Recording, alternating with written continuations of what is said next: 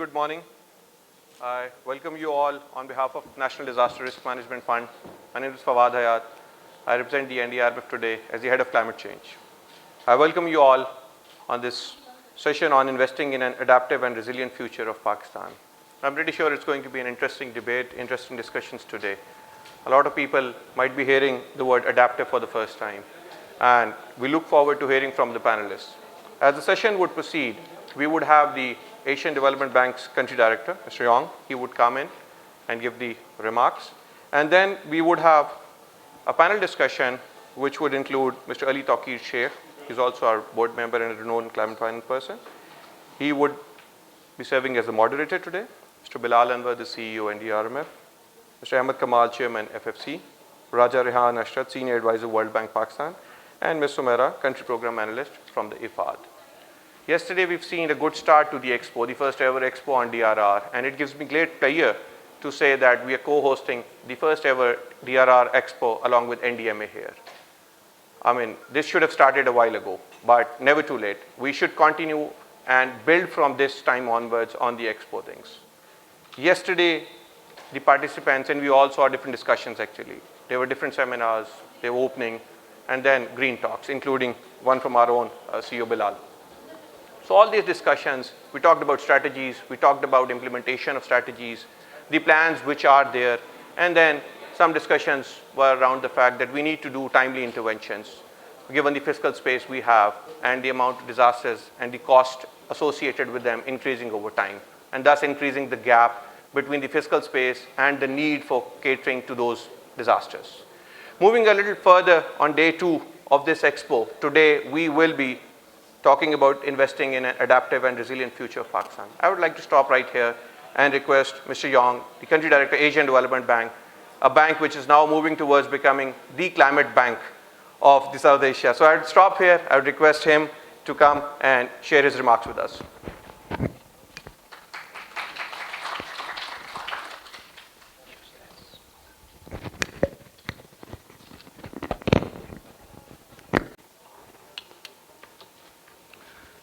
Hello, good morning again.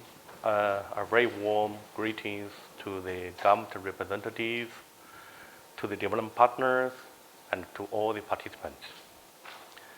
I agree we could have done this earlier, but still happening is much better than not have any events.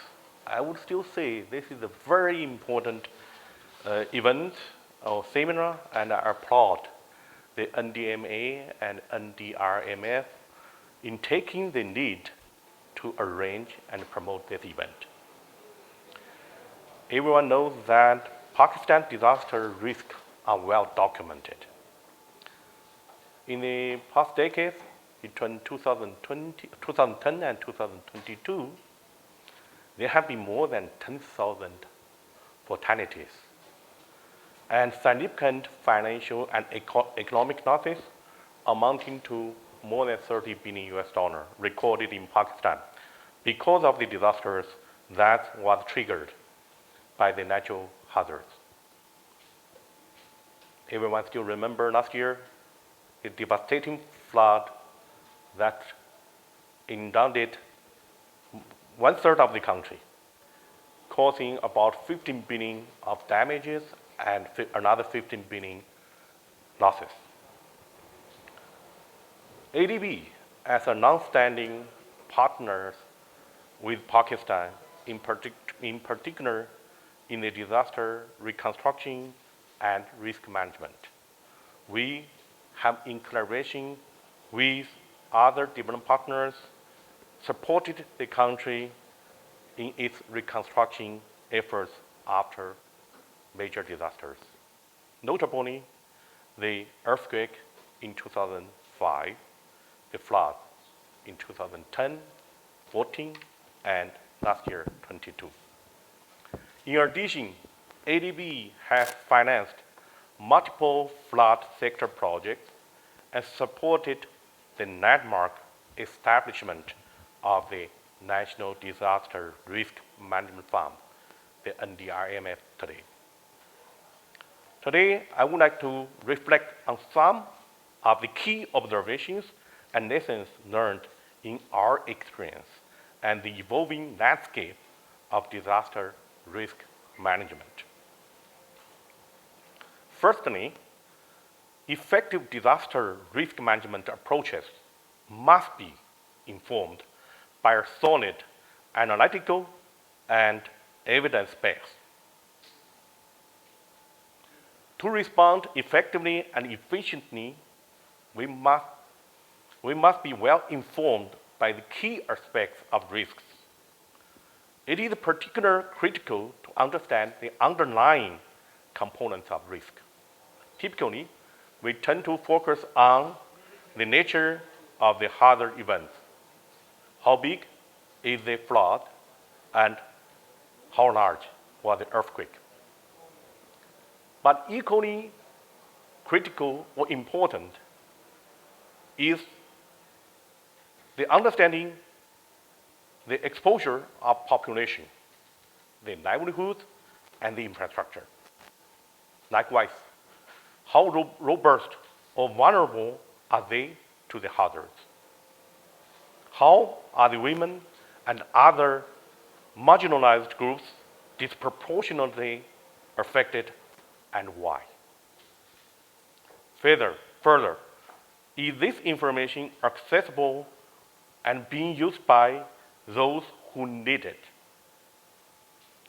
Through the NDRMF and other technical assistance, ADB has supported the development of numerous national and subnational risk analysis and assessment. For example, a recent ADB technical assistance has established a modeling of flood and earthquake in Pakistan. This modeling should inform the development planning and investment, as well as potential development of disaster risk insurance products.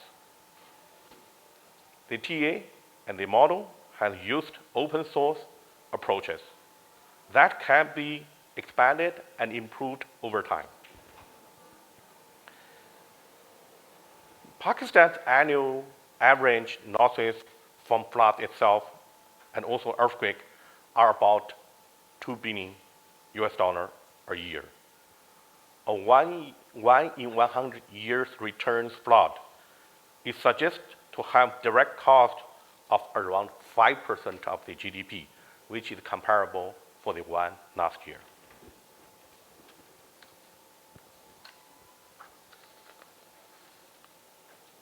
Remarkably, and quite unique for Pakistan, is that even more frequent flood events can sometimes cause significant damage.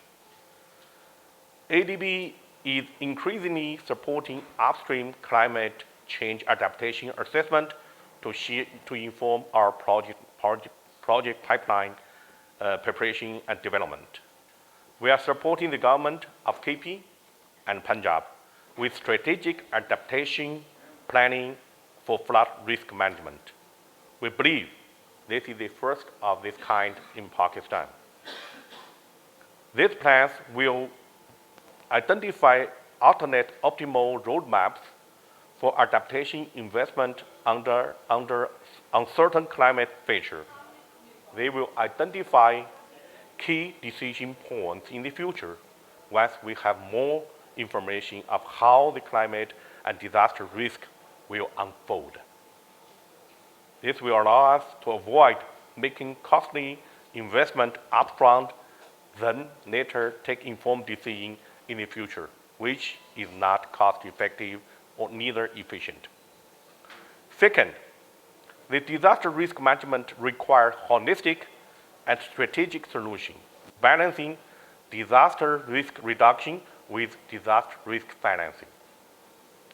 Disaster risk management principles do not prescribe interventions for a country to take forward. What is required is an integrated perspective, considering unique risk profile and development objectives of a specific country. The returns to ex-ante disaster risk reduction investment is large. with the benefit to cost ratio in the range of 5:1 to 10:1 in that range. However, like many other countries, despite we should invest in this disaster prevention preparedness, Pakistan, as many other countries, has underinvested in integrated disaster risk reduction. In the history, various flood protection plans have been prepared, but underfinanced due to federal and provincial funding constraints, as well as the competing priority of different sectors. Nevertheless, we also found many of the past flood protection plans have focused primarily on the hardware or on the infrastructure, with such as embankments, dikes, and dams. These are expensive and have missed opportunity to address exposure or vulnerability through other measures, such as non-structural aspects, including early warning system, nature-based solutions, and capacity building as well. It is critical to link all this activity together with underlying development constraint and needs to reduce vulnerability of the most impoverished community who are disproportionately affected by climate. The National Disaster Risk Management Fund was established in 2015 with ADB support of $200 million. Our intention is to have a primary vehicle for developing and funding an integrated approach to disaster risk reduction and climate change adaptation in Pakistan. I have to say, Pakistan's risk profile makes it a prime candidate for improved disaster risk financing mechanism. Disaster risk financing remains at very early stage in Pakistan. There are numerous opportunities to grow and learn lessons from the region and around the world. Global best practice advocates a risk layering approach to disaster risk financing. What does it mean? It helps to combine the risk retention mechanism like national funds and contingent funds, as well as the risk transfer instrument such as insurance. Pakistan's risk layering is limited. A recent TA by ADB established that the emergency response costs are likely to be exhausted with just 1 in 5 years flood or earthquake events. There is limited penetration of insurance products in the areas of risk management and reduction. Pakistan relies heavily on ex-post emergency loans, which have limited flexibility and relatively slow disbursement. And we have seen this in the last year's response as well. This delays the government response and reconstruction, delaying recovery from the disaster events and causing accumulated indirect economic losses. Further, the global funding constraint means that emergency loans are increasingly competing with funds that would otherwise be applied for other development priorities.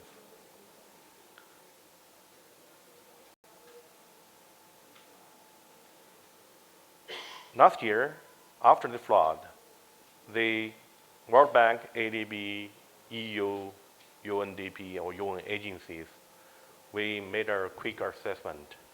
And the estimates shows that to rebuild the country from the flood 2022, we need about $16 billion.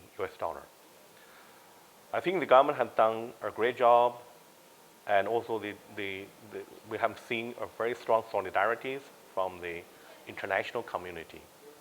But even with such good efforts and commitment, we only attract about 10 billion US dollar for reconstruction. It shows the challenge of mobilizing financing after floods, after disaster, for the reconstruction purpose.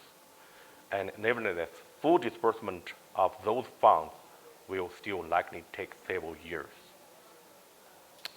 Third, development partners like us play an important role in supporting Pakistan disaster risk management efforts. Development partners bring key expertise and funding to support strengthening institutions, capacity building, and share best practices and technologies. Strong coordination among the development partners, academias, and civil societies can support sharing the knowledge, coordinate and create partnerships, and ensuring scarce resources are applied more efficiently and effectively. ADB pledged 1.5 billion US dollar this year for the reconstruction and rehabilitation support from the 2022 flood. As of now, we have already signed more than 560 million US dollar, and we are working very hard to deliver another maybe 350 million US dollar for the country this year. This will leave the country maybe another 600 million that will also work simultaneously, aiming to deliver later early than later in the coming 1 or 2 years. Last year, we approved this emergency flood assistance project. I think it is some very specific feature which I want to share with all of you. Following the flood, PEDRR and we developed a 4RF, support the government for the resilient recovery, reconstruction, and rehabilitation strategy. From there, we emphasize build back better with a stronger climate resilience in the context of climate change and climate challenge. So in doing our reconstruction work, we have incorporated a climate risk management framework to ensure sub-projects are built back better. All the sub-projects undergo a rapid and then a fast approach to screening and climate assessment, ensure timely reconstruction of the infrastructure. This will help prioritize and design the interventions that we are going to deploy under our support. And in some cases, this study assessment has recommended some projects be relocated or be dropped or abandoned due to unsustainable future risks. This is a new reality of climate change that are affecting our investment decision, affecting our life as well. ADB is supporting the Federal Flood Commission and the Ministry of Water Resources to update the National Flood Protection Plan form, with our aim to address risks through a more holistic and integrated approach. To do so, ADB has supported FFC to bring in a wider range of the stakeholders in the process, including the provincial forestry and agriculture departments, the national highway authorities, the urban water agencies, NGOs and civil societies, and also affected communities. The plan will aim to shift the needle from the hazard-oriented intervention or plan towards a more integrated flood risk management plan. We are also mainstreaming adaptation and disaster risk reduction in a wider array of sectors as part of our support to BISP, Benazir Income Support Program. ADB supported the reform that are ongoing to introduce climate resilient feature into Pakistan's flagship social protection program. This measure will help to enhance the climate resilience features of the National Socio-Economic Registry and BISP management information systems, which will improve targeting the beneficiary, basically the poorest of the poor and the most vulnerable that have been impacted by the climate shock, and improve the delivery of BISP cash transfer program to the most needy and vulnerable. Finally, ADB is developing a novel proposed food resilience sector development program. The program combines the policy norms with the support for the policy environment regulations with investment to maximize the impact of our finance. This would be an innovative and novel program for the region. So with this, I want to thank you again for the invitation. ADB looks forward to working with you as esteemed partners and colleagues to address the critical task of disaster risk management in Pakistan. The country has much to gain from these collective efforts. So thank you very much.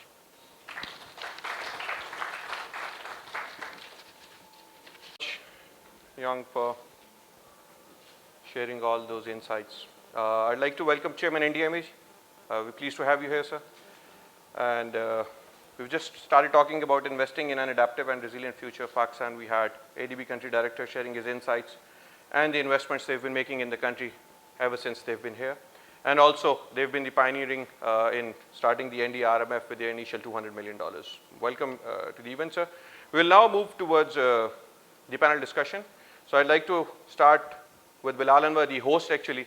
So see you NDRMF, if you can come on the stage. Then the moderator for the session, Mr. Ali Tauqir Sheikh. Mr. Ahmed Kamal, the chairman FFC. All right. Acha, theek hai, chale. Raja Rehan Arshad, senior advisor, World Bank. And Ms. Sumaira, country program analyst, IFAD, Pakistan. I'll let Sheikh Saab start, but while we wait for Mr. Ahmed Kamal, so I think he's gone out, so he'll be joining us in another 1 or 2 minutes. Just like to highlight 1 or 2 things because the panel discussion is going to be focusing on some other agenda for today.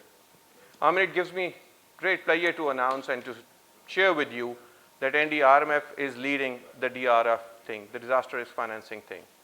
And the NatCat model, which we are getting prepared actually with the help of Supaco, and we'll be implementing that with our partners as well, is going to bring the data analytics part, the road to sustainable development actually. And given the scarce resources we have, I think sustainable development is the key actually now for making the country resilient, which is one of the main reasons why NDRMF exists. We've heard from ADB Country Director about the flood assessments they've been doing, the climate change adaptation, which ADB has been supporting. And the most important part, I think, which came out was the balancing DRR and the DRF. Because until and unless the entire cycle is complete, the gap is going to exist. The exposure is going to be there, which can only be covered by the disaster risk financing thing. You can only do DRR to a certain angle, and we do accept that. And that's the reason NDRMF is moving towards programmatic approach and completing the overall cycle on moving towards climate and disaster resilient. And then from the point where we have to be exposed, Ahmed Saab, can we have you on the stage, please? From that angle onwards, we move towards the disaster risk financing thing. And insurance is one. We are moving into other instruments as well. And models like NatCat are going to be revised and upgraded regularly on that. Integrated approaches about DRR. So I'd stop right here because we have Ahmed Kamal, and I'd request Sheikh Saab to take over from here and move towards the panel discussion. Yes. Thank you.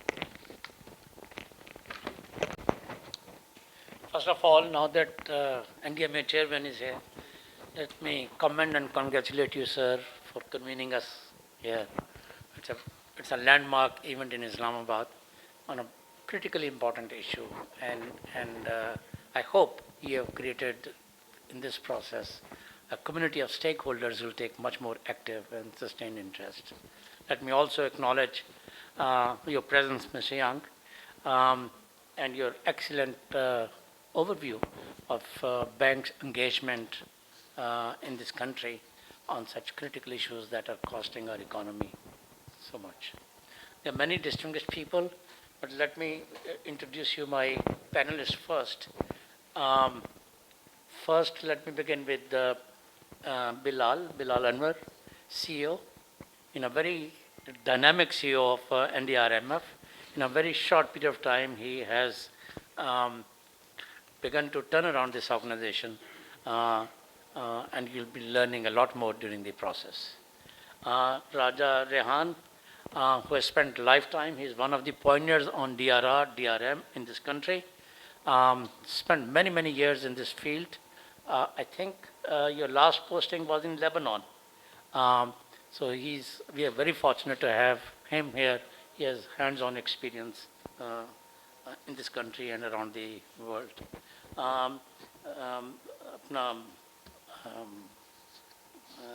Then we have Ahmed Kamal Sahab. We cannot have any meaningful conversation in this country on flood management. He's custodian of a very important document, NFPP 4, National Flood Protection 4.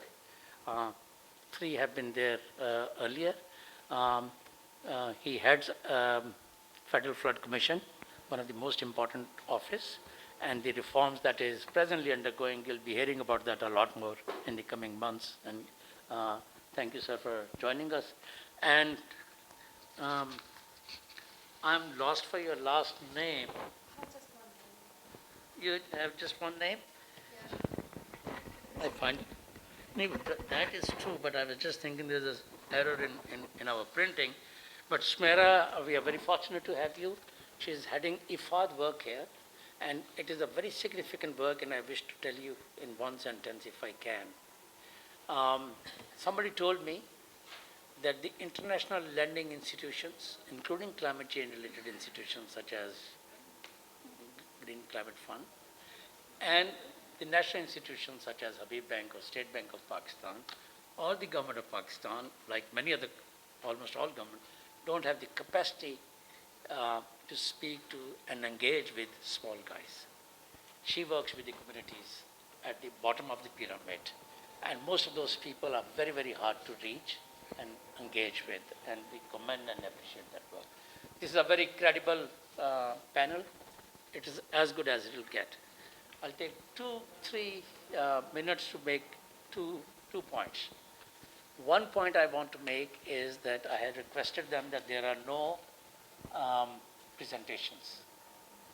Second, we have requested that let's see if we can copy BBC's hard talk style. I'll be asking short questions, and they'll be giving short answers. They don't know my questions, but I'm going to tell them right now. They have plenty of time. The questions are 4. I hope that if you are also engaged, by the end of this time of 90 minutes that we have in all, you will have answer to 4 questions in your mind, broad as this may be. 1, what is adaptive resilience? It's a poignant term that Bilal Sahab has introduced. We will define it, and we will try to understand the concept with their help and with your help. Second, we'll try to identify a few examples or case studies, best practice or something, with your help. And third, we'll try to see that how we can have integrative approaches, something that Mr. Yong also mentioned. That's very important. Silos don't always give maximum results. And we'll try to look at infrastructure, we'll try to look at private investors or private houses, and we'll also look at one sector, agriculture. And finally, the fourth will be about the role of various stakeholders. And stakeholders are not just the government institutions, it can be private sector institutions, it can be banking institutions, it can be communities and others. 4 questions I'll try to frame. But allow me to first try to explain to you where I'm coming from. I don't want to take a lot of time. The 2 types of disasters. One that do not give you notice period, and the second is that give you lots of notice period. though that does not give you any notice period, such as earthquake, you can still have earthquake resilient infrastructure.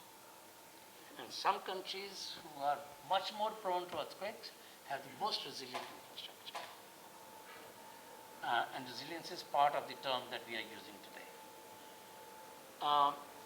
And the other one is where you have lots of notice. For example, we have a sufficiently long notice that how this world will look like when the temperature is 1.5 degrees, 2 degrees, 2.5, 3 degrees. And IPCC and others have told us sufficiently with good accuracy what will be impact for biodiversity, what will be impact for water sector, what will be impact for human settlements, what will be, and so on and so forth. We know fairly well. A fundamental difference between the two, our concept need to be clear. Extreme weather events such as floods, droughts, tropical storms, they rely for preparedness on early warning system. And there have been significant improvements in this country in terms of early warning system. A beautiful example, because we want to use examples as many as we can, was the recent tropical storm. We were able to see in real-time basis where it is exactly and how it is changing its direction. We knew exactly where it will hit and when it will hit. That's a beautiful example of early warning system. But extreme weather events are not climate change. They are very urgent to attend because they result in economic losses and human losses and loss of livelihoods. They are only indicators and reflections of climate change. The real climate change is decadal. It happens over decades. It is the slow onset, which means how monsoon will change its patterns, which will mean how the precipitation trends and locations and destinations and quantities would change over a period of time, or how various varieties of food will not be fit and what kind of threat it will pose to agricultural security and so on and so forth. So the heart of the matter that countries like Pakistan face, and we'll try to get to that, is having resilience not only vis-a-vis extreme weather events, but also decadal processes of slow onset. I hope I have not become very complex or complicated in this. Now, if that is the case, we know that resilience is about the ability of a society or a community to withstand the pressure that's coming from the system. Fair enough. Now, with your permission, I want to now proceed to my panelists and ask them this question. And if you do not have a short answer, you can say pass. I deeply respect your contributions. I've known you for decades, all of you. Three of the gentlemen, ma'am, I met for the first time. I have deep respect, but please allow me to try to stop you to try to talk. My first question is to Bilal about your organization. Does your organization have a definition of adaptive resilience, or is a term that you're using first time?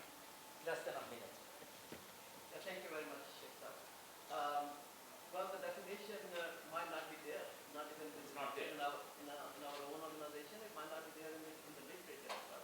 So the purpose here is that we actually want to. No, just the definition. Sorry, I'll come to you. I'll come to the purpose. I just want to say how pioneering this exercise is. You are on the cutting edge of innovation. Now you bear with me. Please pardon for this. Sir, you have known World Bank more than anybody else in this room. Does World Bank have an official definition, or they are using this concept in approximation in World Bank standard? The simple answer to your question is there is no official definition of adaptive resilience in the World Bank literature or jargon.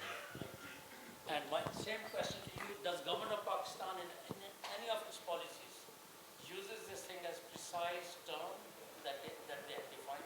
No. Ma'am, same question to you about IFAD, and if you can mention about the UN system, if you know. Well, we really don't have such definition for this particular one, yeah. Fair enough. I hope you are with me. is anybody sitting in the audience know if there are any definitions? Not the, please don't explain the concept. Have you seen anywhere? If you are not, let's recognize that we are doing something extremely important. I want to come back to you again. In broad terms, but in less than a minute, please explain broadly the concept or one or two elements that you think the definition should include. Yeah, it's really hard job. So, what our aim was when we were actually giving this panel discussion or a seminar, exactly was it to basically take the last meaning and basically come up with something which might be a lot more appropriate in the specific context of Pakistan. So, we know what is DRR, we know what is business, we know what is adaptation. And where are the interlinks? Those interlinks are just not there. There is a huge disconnect, and the purpose is to create those connections between the different concepts. Excellent. I think we heard you say that your aspiration is to see that how adaptation, DRR or DRM for that matter, can be combined with resilience to give you a more comprehensive and integrated concept. Is that right? Is that a fair way of summing up what you said? You're 75% right. So, but you know, maybe 25%, maybe 25%. So, yes, basically combining the DRR and adaptation with the ultimate goal of resilience. And if we do not combine, we do not achieve it. So, this is the concept. So the premise here, ma'am, is that resilience and DRR, if you combine, you are more likely to have an adaptive resilience. Does that make sense to you in your experience? Well, for us, it's slightly different, I would say. Resilience can be at multiple levels, but I don't know which resilience we are talking about. Are we talking about the resilience of the communities? Are we talking about the resilience of our infrastructure, or are we talking about the resilience of our economies? So that will make a sense for me further if I could understand more. Yeah. So the question here is bringing these four elements together may not give us a total picture. We'll need to further refine it by specifying where you want to look at it on the scale of our domains of action. Is it right? Would it cover about everything that comes to your mind as a first reaction, or you think there's more complexity to it? Once again, a short answer to your question is we need to look at adaptation and we need to look at resilience. And we all know that there are two different extremes of a continuum. Adaptation is on the one hand where there is a status quo and people adjust or situations adjust to the new environment, but there's no improvement in their lives or in the situation. Resilience, on the other hand, is the other extreme, where it's recovering from the impact of these shocks and stresses in a timely and efficient manner. So it's the other extreme. This continuum in between, to me, is adaptive resilience, and I can expand on it later. From the Pakistani context, this continuum of adaptation and resilience, and on the scale, there may be many variations in different ecosystems of Pakistan. And let's, for a moment, for your answers, let's just stick to the Indus ecosystem. What you have just heard, would you like to add something to it based on your experience? Let me share that unless and until we have a good adaptation, we cannot reach to the good resilience. And for me, this continuum from adaptation to resilience starts with adaptation.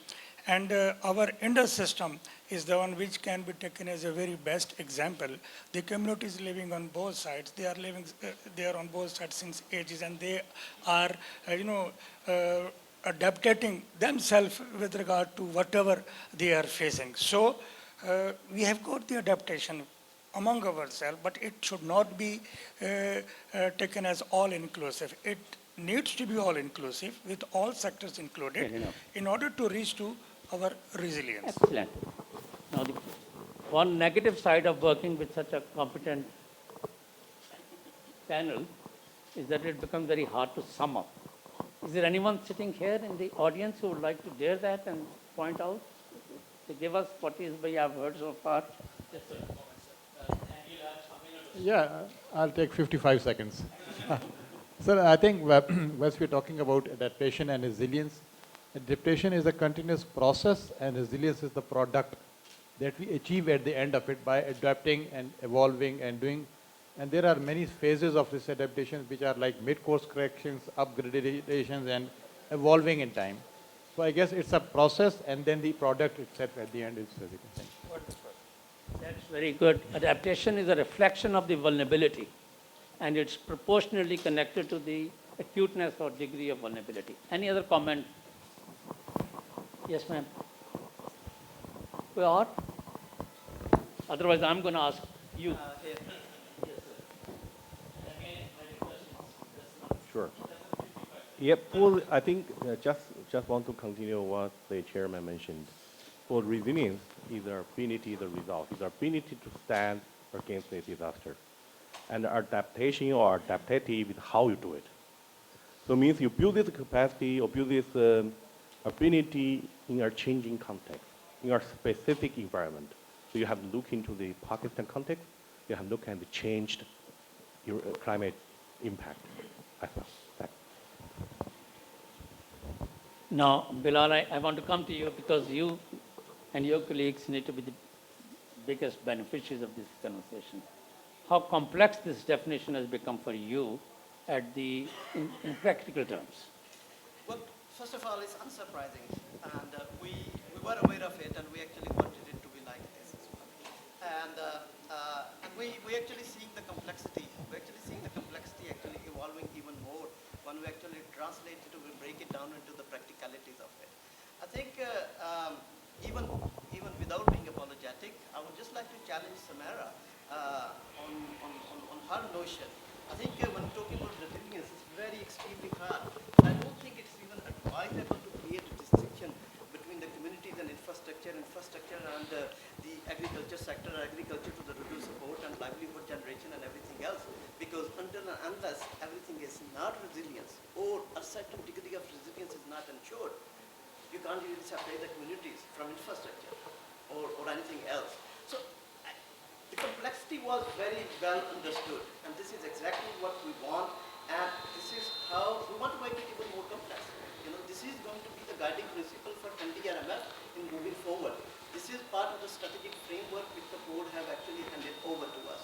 So, yeah, let's play this game a little bit more. Let's explore it a little bit more. It's extremely helpful, Sheikh Sahab. बहुत साल पहले, please allow me to say a few, be bilingual here. I was engaged in some fundraising, and I was a young man, and there was a good success of the team. We raised lots of money. And we showed off to our boss that we have raised a heap of money. And he said, is it in New York Times? I said, no. He said, then it didn't happen. So any term, if it is not in IPCC, it's not a scientific term for me. In other words, it may be a very sexy term, pardon me for using this word, very attractive, but it does not have the scientific rigor behind it. So next time I develop a grant proposal and go to ADB, you'll say, never heard about this. 55 seconds. John, can you have a look at this? Your 55 seconds are So over. please help us how MDBs, particularly World Bank, can help us think in the Pakistani context and say it is an attractive term for investments. I don't think so I can speak on behalf of MDBs, but based on my experience working with MDBs for the last 30 years, I personally think that even within the MDBs, this tendency to keep on coining new terms and further complicating the overall canvas, I think there's a need to manage that. And the more new terms we introduce, the more we are fragmenting the whole challenge, the issue, and the topic. So if we have adaptation, and I can assure you people still are struggling with understanding what adaptation means, if we talk about resilience, and again, people are struggling with what resilience really means, let's stick to adaptation and resilience. Adaptive resilience is, as you said, is a quote-unquote word, but my advice would be to use it purely for operational purposes and not make it part of literature. Fair enough. Anybody who wishes to add to this comment? Yes, sir. Introduce yourself if you don't mind. My name is Ahmed. Sorry, is the mic okay? GD, we can hear you. My name is Ahmed. I head the Center for Disaster Management at UMT North. So, pardon me for being pedantic here from an academic point of view. I find it really important that we need to identify what adaptation and resilience is not. So sometimes I feel like a lot of people in this room may be guilty of using resilience as a word, as a buzzword, and sometimes using it in a context where it should not be used. For example, we should not celebrate resilience in communities who are suffering. So there are a lot of people who suffer and they do bounce back because they don't have any other choice. But we should not be sitting in this room celebrating, for example. This is very good, and again I'll watch your 55 seconds. Can I just give an example? Please go ahead. Go ahead. Sorry, I'm just cutting in over here, but it's a very relevant comment. But earlier on you had asked to give some examples of adaptation resilience or adaptive resilience. This is one example which I've heard from Christina Georgieva, who's now heading IMF. She used to be, I think, the head of UN OCHA at one time. She gave this example where in Bangladesh, we've heard of flooding happening for decades and people suffering and a lot of damages and losses. One of the things that the villagers used to lose every year in the flooding was their hens. And hens used to die because they can't swim. And they used to lose eggs as well, and of course the white meat. Over the years, coming back to the point that is being made over here, the people, they initially adapted and they just went in for more hens. That's the adaptation. It's a status quo. But then they started moving into the adaptive part, moving away from adaptation and improving. And the end result of that was the resilience part. So people are resilient. And I'll tell you what the resilient part was. Instead of hens, they started Ducks. They started owning ducks. Ducks do the same thing. It's meat, they lay eggs, but they can swim. Yes. So that is resilience. And I think the people were not told how to do it. They did it on their own. It's a very famous example. I want to apply it at community level infrastructure.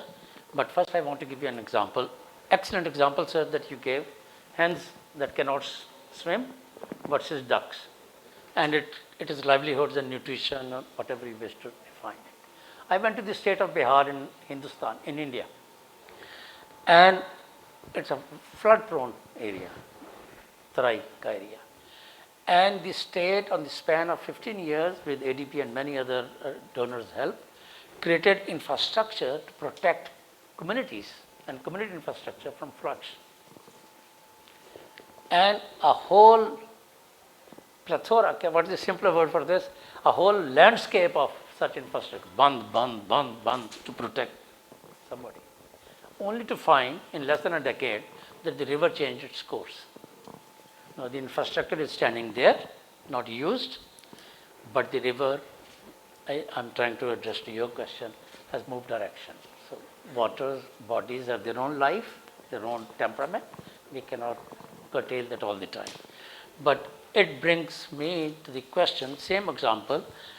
Give us some examples from your experience in this country or elsewhere where the community level infrastructure has led to greater resilience, if not necessarily adaptation. For us, IFAD is, again, I would say we work with the rural people and the poorest of the poor. And again, they are the hardest hit by all the climate change impacts and everything. And all our infrastructure, let's take example of Gwadar in Las Vegas, where we saw that the fisher communities were affected a lot in terms of their livelihoods. So now what we are doing there, with bringing the community together, so they decide, so they tell us what has been changed over the years since from the inception, and now the infrastructure that includes from drinking water to the rain harvesting, because the droughts are longer. So we have to, we did build infrastructure for the rain harvest, the rain ponds and the small things. So bringing this adaptation technology to the household level, to that particular beneficiary. So that's a very small example where the communities are resilient, and then these infrastructures worked for even after the project life. It's a beautiful example. If I can ask you a question, is this kind of thinking accurate in your view, or does it appeal to you that adaptation is an imprecise term, not used very frequently for investments by your organization and other such organizations? We can check with others also. They would rather use the word such as resilience that can be measured more precisely and the outcome of the investment can be seen? Well, I would not say the same, because adaptation, we have been advocating for it, and we are using it quite frequently. But yes, I would agree at the same time that the most buzzword and really everyone is striving for was the resilience. But now coming to the adaptation, and we at IFAD at least, we have committed 40% of our resources for the adaptation to the climate change. And these are the integral parts. Whenever, for example, we are going for a project together with ATP in Sindh, where we are looking at the adaptive measures in the, with the fisher communities and the agriculture communities. We're in the concept stage, so still we are exploring. So the adaptation is the major word there, because the climate finance comes with the adaptation. There is the part of it. Excellent. Sir, if I can come to you. You are sitting on probably the largest project of Government of Pakistan on flood management, UNFPP4, to the tune of 15-18 billion US dollars, if I'm not mistaken. Some critics would say a lot of it is hardcore, and the softer interventions that require the engagement with the vulnerable, that such as the communities in low-lying areas, the poor, non-structural interventions, are something that Pakistan has historically missed, and this is the time to rectify that. Is that a fair summary of the conversation in this country and something that you are managing now? Thank you very much. I think that this was the practice we were using. And the 2022 monsoon season has brought out many things as a lesson learned. And most important of that was, okay, we do need hardcore infrastructure, but at the same time, we require much more resilience, or you can say interventions which prone to strengthening the capacities of the communities by virtue of providing them protection from the natural disaster like floods. And for that very reason, we introduced the term of integrated flood risk management. Our earlier plans were basically based on ground surveys where we need to tame the rivers, or where we need to stop the erosion and whatever. But now it has been totally remodeled on integrated flood risk management approach, so that wherever we get any water by virtue of the floods, how well we can use it there, how we can use it for the good of the community there, how well we can conserve it for the sake of the nature.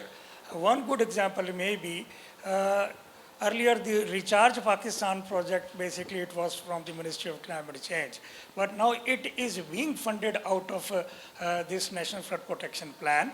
The concept is to have much more 5, 6, 7, 8, you can say initially artificial channels, have a water there, and then let's have the biodiversity revamped, and the people migration is stopped. So having all these things on ground, you are going to have much more closer to the nature solutions.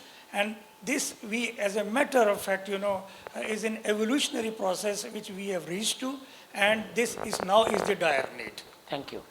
Nature-based solutions, we are going to come to you on this. I want to open the floor for any comment or question. Yes, sir.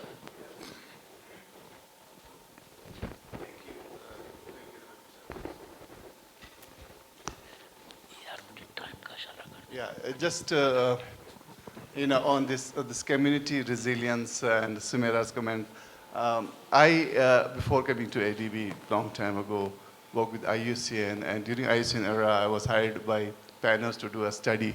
So I interviewed 90 people who have crossed 90 across GB, from Imit in Ghazir to Kapulu near Siachen, and I was sat with them and tried to understand what kind of changes that they have gone through, both in ecological terms, social, cultural, socioeconomic. And invariably, most of these old people, who have eventually lived over 100, they said, look, earlier we used to consume our own, apricots, apricot kernel oil, and the indigenous, food products. And we were happier. We had less health problem. Now we have more infrastructure, more services, So the point more is- medicines. The point but is- the younger people are getting sick, and they're suffering from diabetes, heart diseases, and whatnot. And these trends you can see across GB. So adaptiveness, for community is adjusting to their natural environments, adapting to their actual, to being a state of happiness and well-being. We are just complicating a bit by trying to give it a sort of a spin which is very jargonistic. All right, we need to simplify things. Yeah. Very good points. Now, before I go up, मेरे लिए ऊपर चढ़ना उतरना ज़्यादा आसान नहीं है, मैं उतर गया हूँ, तो अब मैं आराम से जाऊँगा, ठीक है? मैं पूछना चाहता हूँ कि अडेप्टेशन या रेजिलियंस की टर्म आपने पहले सुनी हुई है ना? आपको बता सकते हैं उसका मार्जिनलाइज्ड कम्युनिटीज़ जो होती हैं, लेट्स से जेंडर, उनके साथ क्या ताल्लुक है आपके ज़हन में? Is adaptation related to gender or resilience related to gender or no? Somehow In it one is way or the related to gender because we see women are disproportionately affected by climate change. Absolutely. तो इसकी वजह से there is like मतलब gender के ऊपर impact है इसका that we see in Pakistani context and other elsewhere as well. So climate disasters affect everyone but more so women. Is that right? Yes. आप कुछ कहेंगे इस बारे में? Ji, sure. Women are also suffering from this, but in addition to this, there are children, there are elderly people in the communities, there are disabled, persons with disabilities who are most vulnerable during such instances. And they are the ones who really feel difficult to get facilities and access to services in those cases. So we have to look into how we can there was a very important discussion that how adaptation can link with resilience to meet our objective. Excellent. Let me go to that lady first. Sorry.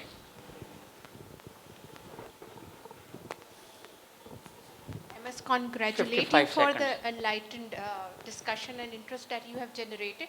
We have district disaster plans, and there is a policy from the government that women should also be included. But when we speak about having marginalized segment of the society to be more prepared, so what are the plans or what are the offerings from the World Bank, ADB, to make women prepared for to adjust? Thank you. Excellent. Yes, ma'am. Sir, we do have adaptation principles given by World Bank in which they tell us the 6 ways to we can build resilient communities. So Pakistan can take lessons. Such as एक आध बताएं. Pakistan मतलब we have to मतलब invest in climate sensitive मतलब climate जैसे like drought मतलब sensitive नहीं होनी चाहिए हमारी agriculture. We have to focus on that. Excellent.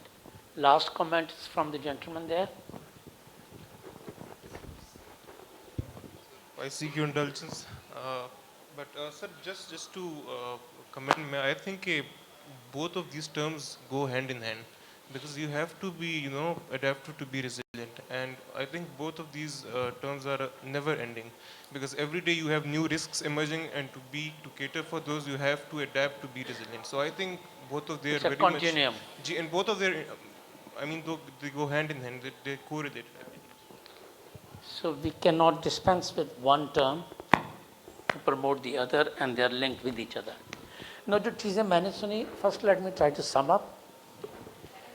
And it is very important for your programming exercise, NDRMF colleague, that when you think about components, you have to think about those who are marginalized and fragile ecosystems, and typically the poor who live there, जहाँ तक रसाई नहीं होती, and that's why you have IFAD sitting here. And I'll not be surprised if mostly minorities and the poor live in those areas. So your programming hopefully can be more inclusive and pro-poor. नीचे floor पे जाने से पहले जो बात हुई थी, आपने शुरू की थी, nature-based approaches for adaptive resilience. And again, I want to begin with you. Can you give, with the help of an example, where adaptive resilience can be enriched by nature-based approaches? कोई example दीजिएगा हैं? जी, well, first of all, with your permission, Sheikh Saab, I just want to make a couple of clarifications, and I hope that is going to extend the discussion a little bit further. One is Rai Saab ka point, that the purpose intention here is not to bring another term. It is basically to basically fill the gap in the knowledge which is there, the connectivity, the disconnect which the international developmental as well as disaster risk reduction community has been suffering with. I really see that there is a kind of a black swan scenario, and which hasn't been identified so far. So in our discussions, and this is what we hope, this is really going to empower disaster risk reduction, adaptation, and then the resilience. Otherwise, the resilience basically remains a piper's dream, which actually is the case right now. Now, second clarification I'm taking. Nature-based. Okay, nature-based solution. I'll come back to the point actually regarding the kind of economic viability or the economic quantification of adaptation. And that again is a knowledge gap in the, I'm an economist, so I know that where it's coming from, and I've been identifying it for a long period of time actually. Okay, nature-based solutions, yes, I think there's a very fair kind of, if you allow me criticism, that this hasn't been practiced enough, not only in Pakistan, but many other parts of the world. In our organization, we're a part of the same process. The kind of the work which we did, again, it was largely missed out, although we tried our level best and we tried to incorporate some of the instances and some of the work which we've done with the communities and in the flood protection work. So moving ahead, now this is being recognized, and I think one good example which we can give from our perspective is the mangrove 55,000 hectare project which you have done in the province of Sindh. And I don't think I need to really go into the details, and we just need to replicate along the coastline of Pakistan. I want to ask a broader question. Many of you may be familiar with, and if anybody wants to raise your hand. Have you heard about community-led adaptation, whereby the communities determine that what kind of adaptive measures they need to take in their hamlet or in their community, in their vicinity? For example, flood आता है तो retention wall बनानी है, school है तो उसकी plinth ऊपर करनी है. Small examples of community infrastructure. And cropping pattern, if weather is changing and they say, अच्छा जी sowing हम 2 weeks पहले करेंगे, and then there is a consensus, they deal with it. Harvesting prior to monsoon, speedy. Have you heard about this term? Has anyone? Any examples from Pakistan where community-led interventions? Can gentleman has raised this question, sir? I'll come to you. 1 minute दे दीजिए इनको. I just wanted to make a comment. I think we've really done a great job in understanding adaptation and resilience and adaptive resilience. But one of the challenges we always face is how do we operationalize this? How do we implement it? I think it'll be good if you can come to that side. Otherwise, we are running out of time and we might just... Yes, we have about 20 minutes for this component. Thank you. Yes, sir. You need this? Sir, as recently over, in the world pandemic, the whole world try to be adopt everything. What's the instructions from the guidelines, and they adopted. This is adaptation in the community. Even in Pakistan, whenever the terrorists, the school, colleges adapted different the high walls and different security systems.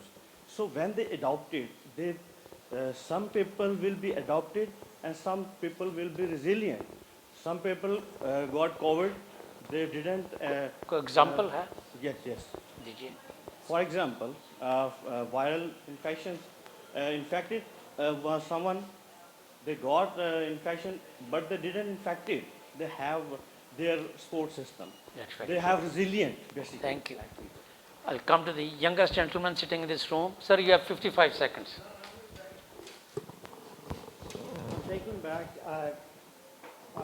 this was 63, 65, I was working with OGDC as a field administrator,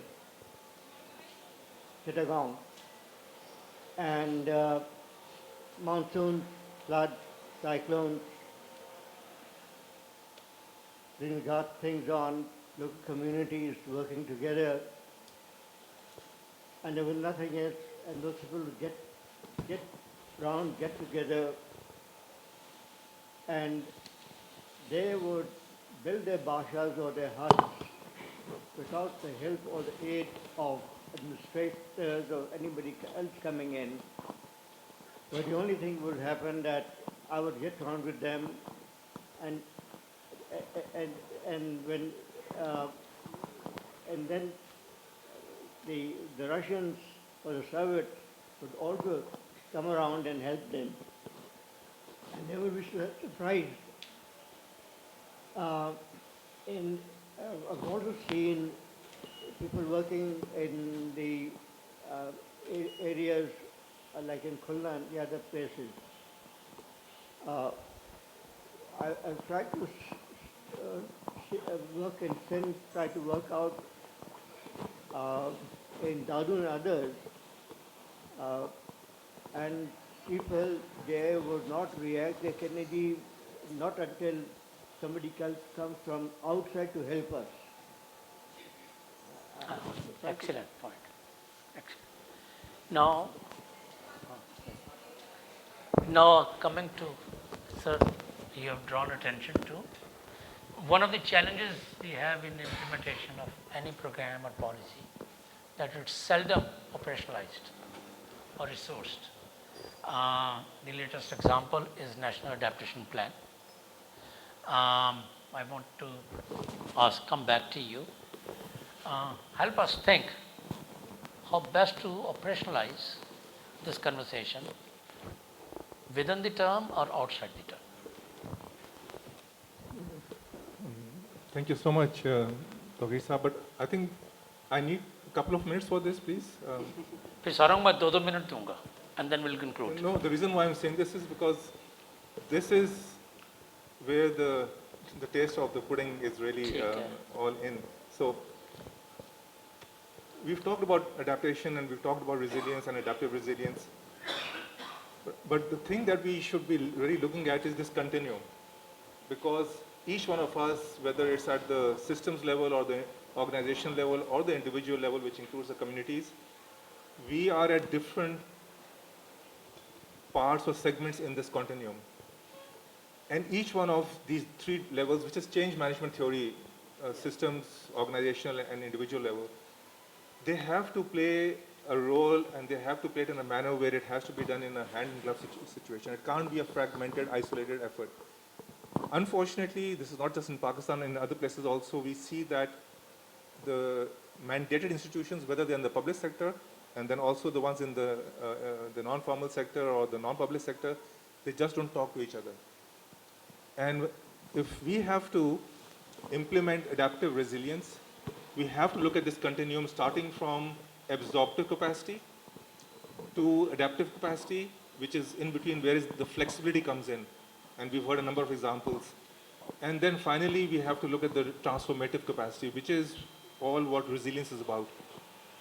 That you have to have a situation where you're not just coping, but you are doing it in a manner where it's timely and efficient, and you're improving your lot. for this to happen, we have to look at this in a pyramid situation. The systems is at the top, small part of the pyramid, but that's where strategy policy has to be articulated, and it needs to be either put out or disseminated. The middle part is the core part. It's like the backbone.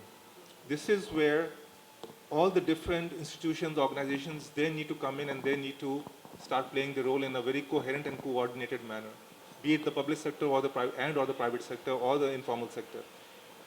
But the bottom part, which is the foundation, which is the communities, the people, that's where all the learning has to come to inform the strategy, the apex, part of the triangle or pyramid, and then the middle core part. Let me just be bold enough over here, and we have the head of NDMA and CEO of NDRMF. We see these two institutions as the ones that should be playing their role at the apex level, be it the National Adaptation Plan, and we have MOCC there, but I'm talking about the kind of players who really have to play their role, and it has to be a role that has to be played out in an inclusive manner by consulting with the middle part, the core part, and the foundation part. And then, of course, we come to the core part, which is the implementing or the operational part, and then finally the people who are really the beneficiaries of this. Last but not the least, we really need to open the room for innovation. Unfortunately, innovation, research, and development is not happening at all in this country. We have the people over here who can really make it happen, and my, my humble request to them is that this is the time to do it. Thank you. Thank you for sharing with us your very powerful insights. We truly value that. Now, can I build on this question of absorptive, adaptive, and transformational, 3 tiers in the quantum. He gave example of 2 premier institutions that are represented here, in fact 3. But since you work with communities in the post-18th Amendment environment, you probably don't deal with such big players. You deal with who don't exist like local government or provincial government departments that may or may not have adequate capacities or competencies. Now tell us on this quantum of absorption, adaptive,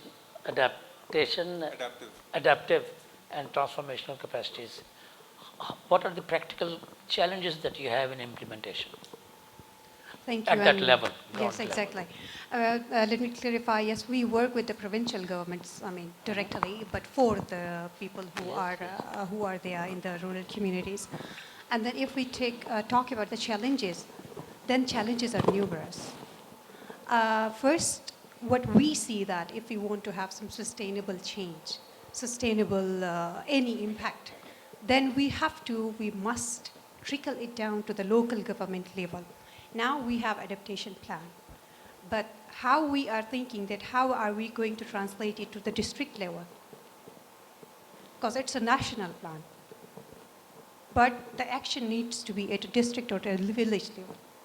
And then as you rightly said, how this, the feedback from the communities is coming up to you while planning and everything. And then in the middle we come in. So there is a gap. Yes, there is a gap. I would say yes, there is a gap. I want to pose another question, now that we are talking about gap. May I? Resource gap.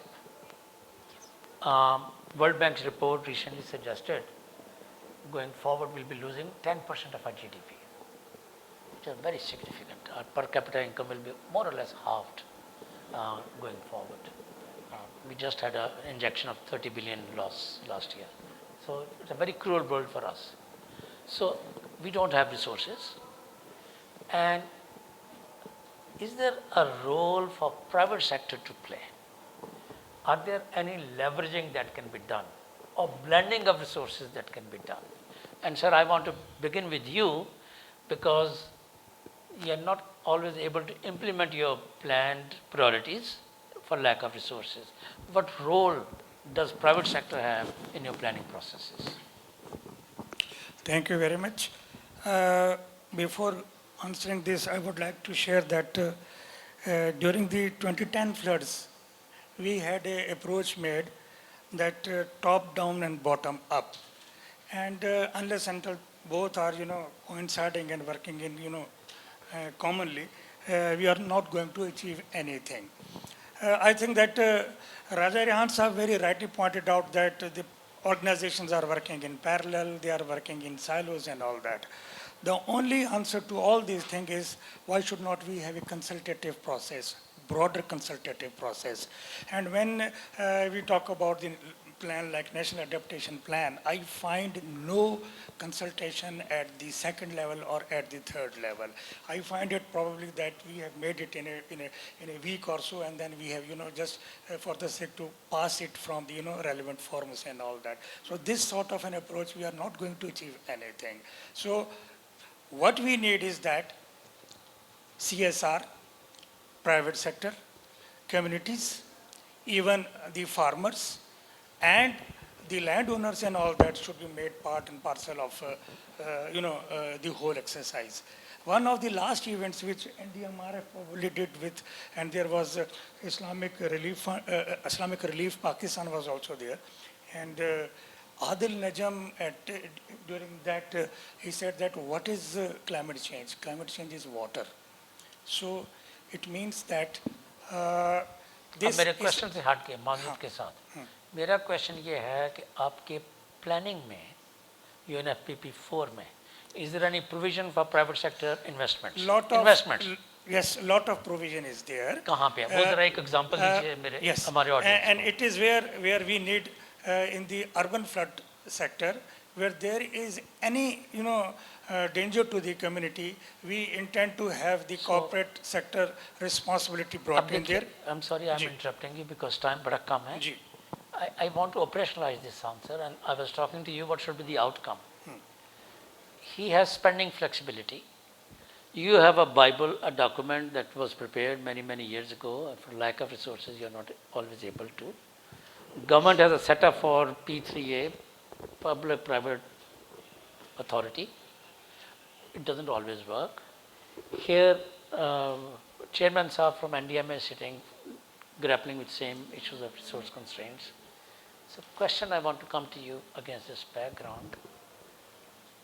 You think it is possible for you guys, with support from at least intellectual support from Raja Rehan and her, to convene a corporate summit to solicit investments in your areas of priority, whatever your own areas of priorities in your respective organizations are, and only because if your country needs, I don't know what they estimate, $800 billion to 2030, that CCDR report saying, we're going to get $800 billion. So the question is, senior managers and very thoughtful, experienced people like you have to take the lead, because the transition will continue in the country for one way or the other. Sir, I want to come to you. If these guys come to you and say, mashallah, you have a leverage, you have a provincial presence, and there's going to be a co-sponsored, so to speak, climate summit. What role you think NDMA can play in this? With due respect, I think we have already been in lots of consultations on this aspect before, and there's identified areas and zones for private sector, for NGOs, for international developers, for our global partners across Pakistan, Pakistan diaspora, NDMA and PDMA alike. Because unless we need all of them like in a very disciplined and organized manner regulated, we cannot achieve the ultimate aim of the safer Pakistan from these disasters. We have identified that before we do that, we will do an area audit of the disaster management requirements. For example, if the district is likely to go underwater, they would take 100 resources, 100 requirements of the needs. Part of them would be met by PDMA, then NDMA, and then mostly 60% can also be parked with services like private sector, NGOs, and other global partners. And from there on, there's a huge capacity which resides outside Pakistan in terms of Pakistan collaborative organizations, Pakistan diaspora. They can contribute a lot. We are very committed and prepared to organize all these moods on very regular basis. We are planning to go into a monthly or bi-monthly national roundtables on disaster management, where all practitioners, with people of knowledge, financial capital, they will all be sitting with us and working with these type of services. Thank you, sir. Having a climate summit is one way of looking at it. there's another way of looking at it. That's risk transfer or insurance. Because if our assets are exposed all the time, at the community level, at the state infrastructure level, I think there is a possibility to operationalize some kind of insurance mechanisms, risk transfer, and bank has a lot of rich experience global on this. A simple answer to this is, if one looks at the current insurance market in Pakistan, the answer is no. And there's a reason for it. It's not the fault of the insurance market. Of course, the insurance market needs to be buoyed up with the right policy, strategic frameworks in place, enabling frameworks in place. But the major problem is, and if you allow me to just maybe, I wanted to come to this, and I had asked this question yesterday of the chairman NDMA in another session. There is a complete lack of access to information in the country. I know of so many different startups, and I've been talking to them and discouraging them, and they all want to do the same thing, which is set up a digital platform following the 2022 floods. And I've been saying, go and talk to NDMA. It should be centralized. But the reason why they say that we are setting it up is because they say we don't have access to the NDMA platform. So there is a complete lack of information, and it has to be centralized. The data, there is enough data out there. It is so much that one can get totally inundated in it. It needs to be centralized, and there's a need to make some sense out of it. So coming back to the point, that question you asked, there is not enough data on risk assessments to entrust our insurance markets into parametric insurance. There is not enough data on the hazards to encourage them to get interested in indemnity insurance. And unless that happens, the data is there. You know very well, if you look at Swiss Re, you look at other such insurance indices, they have data more than anyone else of all over the world. If you look at Swiss Re, they have enough information. You can even form your own indexes over here. But there is no custodian over here for that simple data and indices. So there are very many serious gaps that still persist for the private sector to be meaningfully engaged. Just one Fair action. enough. That's one. Set up a centralized I want to database. come to you. When I say private sector, it seems as if I'm talking about big firms. What I truly have in mind is small investors, startups, young entrepreneurs, and there are millions and millions of them in that age group. And incidentally, talking about this on exactly the same topic, I'm hosting a talk on 24th at Islamabad Club. So those of you who have the time and inclination. So you work with small guys. Sorry, I'm using very, just to communicate effectively. गरीब तबका के साथ आप काम करती हैं, जहाँ जिनके साथ हमें हाथ मिलाते हुए शर्म आती है ना, तो वहाँ तक जाते हुए जब प्राइवेट सेक्टर का नाम लेते हैं तो लगता ही है कि आपके हाथ में नेस्ले की बोतल है और आप 4 व्हील ड्राइव पे बैठे हुए हैं। मगर आपसे मैं पूछना चाहता हूँ, उस लेवल के ऊपर जहाँ पे कोई वीडियो शॉप रन करता है, कोई ट्रेडर है, कोई ये है, what is the role of private sector? Well, the role of private sector cannot be denied. I mean, it's very crucial, and we are lagging behind in so many things. Is the reason that private sector has been not engaged, and why private sector is not coming in or is not interested. As mentioned, like enabling environment. Why private sector would come in? Are we already working for some financial products that could attract the private sector to work with our beneficiaries or with our communities? Now, today, even an agriculture bank is reluctant to give a small loan to a farmer because he doesn't own any asset or nothing. And then we are expecting that those people would be resilient, would be adaptive. Resources are the major key. The gaps. Yes, the gaps. The financial gaps are very high. And then when we intervene there, okay, fine, I'm giving a skill, I'm giving a training, certified, everything, but what's next? To start a business where the money would come. Okay, fine, I'm giving a startup capital. There is a small amount from the government, it's there, but for the continuity, it will continue for a year maximum or 2. Why small startups are failing? This is the environment and the opportunities from the private sector, from the financing is not there.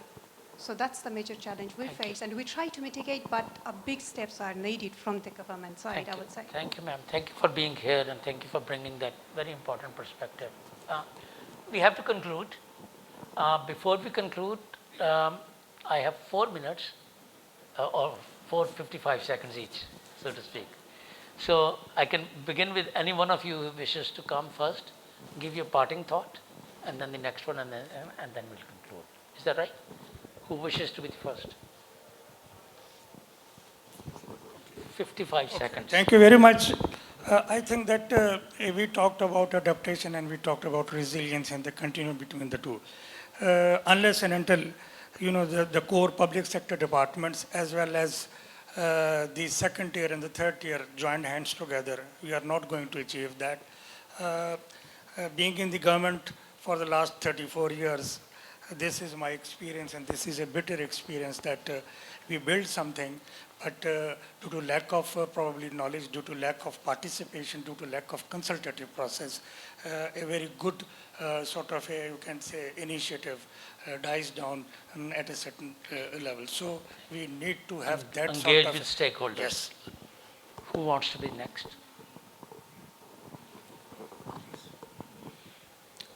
Jay, in my 55 seconds, I would just like to say that there's someone once said that common sense is not that common. If we just stop making these things complicated and use simple common sense, we can make a difference. And to me, information is power. Let's give that information to everyone. Let's not hold it back. There is enough data, there is enough information. Let's have a central database which should be available on the website, and anyone can benefit from it and add to it. Crowdsourcing. Let's do that. Believe me, if this happens, then adaptive resilience can be truly operationalized and realized. इन्होंने कहा engage करें stakeholders से, आपने कहा उनको empower करें. Yes. Yeah, just two things. One is for us, all three terms, and I'm saying three, DRR, adaptation, and resilience, they are very functional terms. We don't want to take it as academically, but they are functional because we deal with them on day in and day out basis. And that's how we want to actually combine them, and that's how we want to operationalize them. Second, I wanted to come to on a private sector that has been a missing link for a long period of time. And the reason being, Sumaira already mentioned, the reason being the framework wasn't there. We haven't created the mechanism, the facilitation for them to come in. And we are right now working on it. You know it, Sheikh Sahab. And we want to engage with them much more effectively. The third point, I said two, but the third point just come to my mind. I think the kind of a collaboration which is evolving with NDMA and the international development partners and FFC, with signing the MOUs with a number of partners. I think this is the spirit with which we want to take us forward. Thank you. Thank you. Ma'am. Thank you. So I would, again repeating the three words, I would say that this is the call for the action. We should not struggle between the definitions and everything, because we have a very narrow window in the coming days. I mean, we don't have to wait, okay, what does this mean, what does that mean? We have to act. Otherwise, for the countries like us with the climate change, we have two options. Either you have to adapt, or stop. Because climate change is impacting your food, impacting your health and everything. And then we also have to see that for the resilience and resilient infrastructure, I would say, flood coming, okay, fine. Even today in Pakistan, for the wheat storage, we are just storing it on the roadside. Are we really working on it then? I mean, we have to think. We have to, okay, fine, we are planning, but plan, I mean, in a climate resilient way. So just act, not think. Very powerful messages we have from all panelists. I want to thank you for engaging with them, adding additional dimensions that could not come from this side, came from there. I just want to go from where I started. We know pretty well that June 2028 there will be a heat wave in Sindh and Punjab. I'm talking 3 years. And I don't know the exact dates because it's summertime, and the visitation frequency has been increasing. A flood that used to come 100 years is coming 10. That's coming 10, it's coming every year, and so on and so forth. So our ability to predict disasters have improved tremendously. It didn't exist earlier. मैंने अभी आपको वो tropical storm की example दी थी. We knew minute by minute the way it was coming. That supported by modeling, now they use it for projecting crop production in 1928, and it's used for hedging and insurance. The cost of wheat next summer is already determined in stock exchange. You can go and see that, and the commodity stock exchange. So हमारी ability इतनी ज़्यादा बढ़ गई है. मुझे पता है इतने मिलीमीटर से ज़्यादा बारिश होगी तो शहर जो वो कौन-कौन से हिस्से डूब जाएंगे. We know it all, right? And we know कि टेम्परेचर कितना ज़्यादा बढ़ जाए तो बच्चों को स्कूल में नहीं भेजना, या स्कूल बंद करने, things like this. So what I'm trying to say that our ability to plan has increased tremendously. And if we don't plan, we are indulging in negligence, or if you want me to use a very strong word, criminal negligence, which is thing. आपको सिर्फ मैं 2 examples देता हूँ. PDNA, we lost 31 billion last year. I did arithmetics based on the housing sector lost 10 billion US dollars. Housing was your house, my house in Kila Saifullah and here and there. The private sector, लोगों के घर थे, गरीब गुरबा के घर थे. 10 billion we lost to infrastructure, roads, bridges, schools, power stations, grids, hospitals, public sector infrastructure.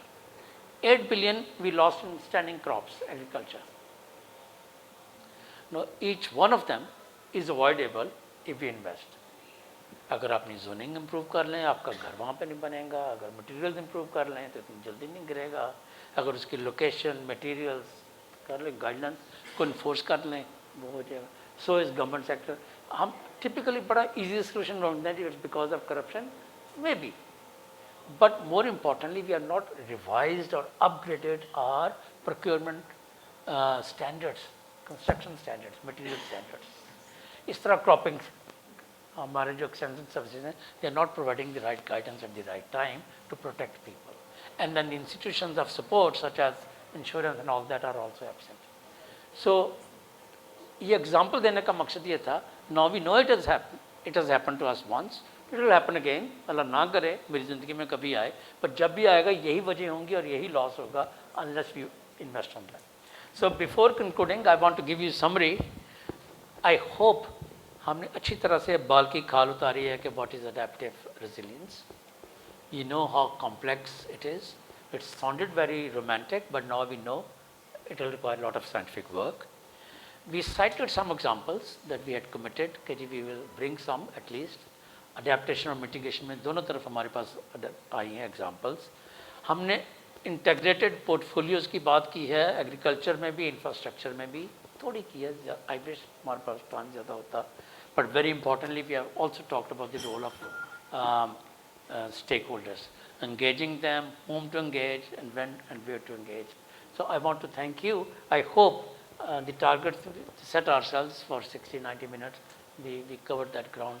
And please join me in thanking our speakers.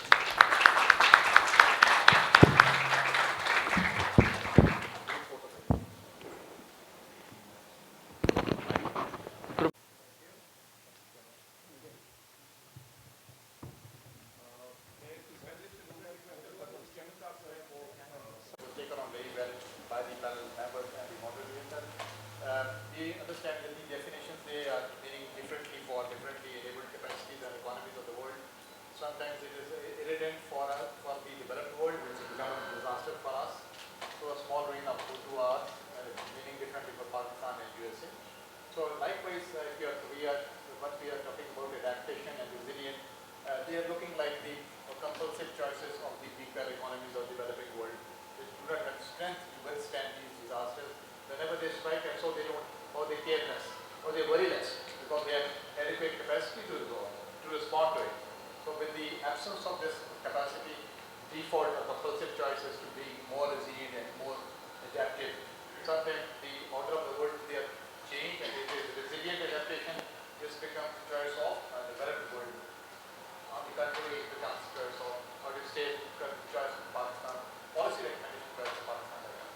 We are very grateful for your insights, and I'm sure a greater